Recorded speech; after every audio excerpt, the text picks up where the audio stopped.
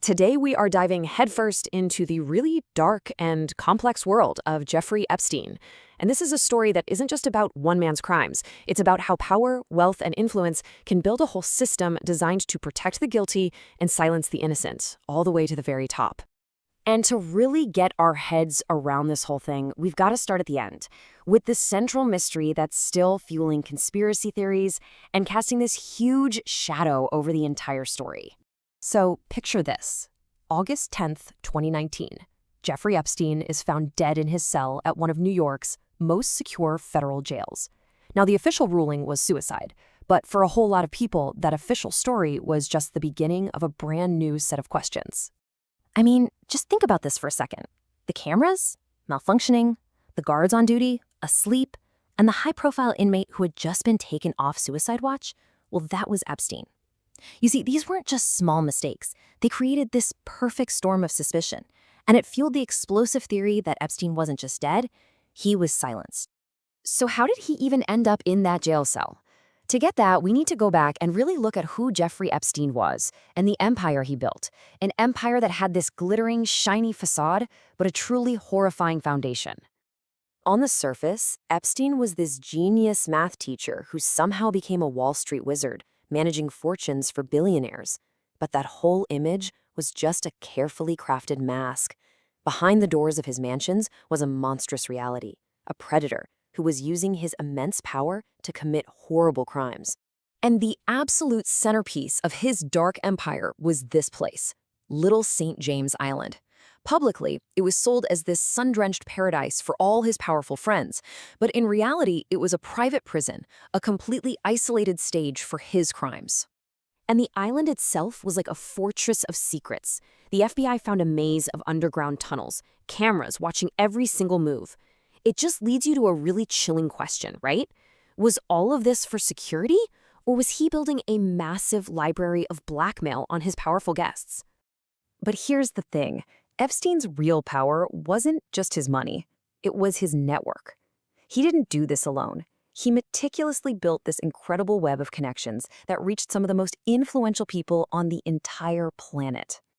His private jet, which got the infamous nickname the Lolita Express, really became a grim symbol of his whole operation. It was constantly ferrying a stream of high-profile guests to his properties, especially that private island. And when you look at the flight logs and court documents, the list is just staggering. We're talking former presidents, British royalty, titans of industry, Hollywood stars. This wasn't just a social circle. As we're about to see, this network was his shield. So when the FBI finally raided his home, what did they find? Stacks and stacks of CDs and photos. And that, right there, is what lit the fuse on this huge theory that his powerful connections weren't just social, they were leverage. Was he blackmailing them to guarantee their silence and their protection? For years and years, despite the horrific things he was doing, the justice system just failed to stop him. It's been called one of the greatest judicial mockeries in American history, and it's not hard to see why. And this timeline really shows you what a long, hard fight it was. It all started with the incredible courage of one victim back in 2005, but she was met with a justice system that completely failed her. It took more than a decade and the relentless work of investigative journalists to finally force any kind of reckoning. 13 months. That's it. That was the sentence Epstein served for his 2008 sweetheart deal. And it wasn't even a hard time. He had work release privileges 6 days a week. It was a sentence that so many people saw as a complete mockery of justice, something designed to protect not just Epstein, but his entire network. So Epstein might have taken his secrets to the grave, but his chief accomplice, Ghislaine Maxwell, she finally had to face a jury. And survivors testified that she wasn't just a bystander. They called her the mastermind of the whole trafficking network, using her high society status to recruit and groom young girls. 20 years. That was the sentence Ghislaine Maxwell received. And while some argued it wasn't nearly enough, it was a moment of long, long overdue accountability. It was a powerful testament to the survivors who fought for years just to be heard. Okay, so even though Epstein is gone, this story is so far from over. The slow, ongoing release of documents, what people call the Epstein Files, continues to send shockwaves all around the globe. Now, one thing that has happened is a compensation fund. We're talking over $121 million from his estate paid out to more than 150 survivors. And look, no amount of money can ever undo the horrific harm that was done. But this fund is at least a formal financial acknowledgement of their suffering. But this is what keeps the story alive today. There are still over 1 million pages of documents related to this case that are sealed. The official reason is to protect victims' privacy. But many people are asking a different question.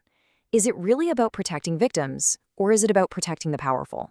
When you boil it all down, the Epstein saga is this chilling lesson in how money and power can completely bend the arc of justice. But it's also a story of incredible courage from the survivors and the journalists who just refuse to let the truth be buried. It proves that secrets can be exposed, but it leaves us with one final unsettling question. How many more secrets are still out there, just waiting to be protected? Like the video if you found this important. Subscribe for more real stories. And turn on the bell icon so you stay informed.